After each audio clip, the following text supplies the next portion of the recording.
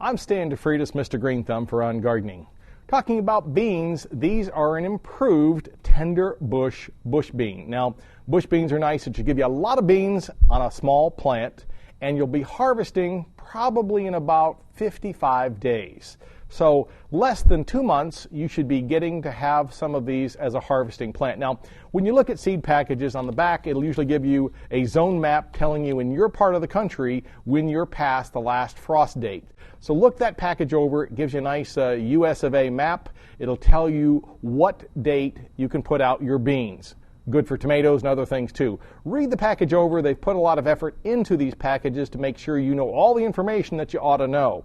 Typically, these are about, 1/4 of an inch in size. Now, these are kind of a darker bean. They're a little bean with a little bit of color to them, kind of black with a little bit of white. And there again, you're going to cover them over about 1 time as deep as they are. So just sprinkle them on the area, on the surface, and you can go ahead and make sure you cover them over with some soil. Either take your hand and kind of press them into the soil, or go ahead and just cover them over like this. For On Gardening, I'm Stan DeFreitas, Mr. Green Thumb.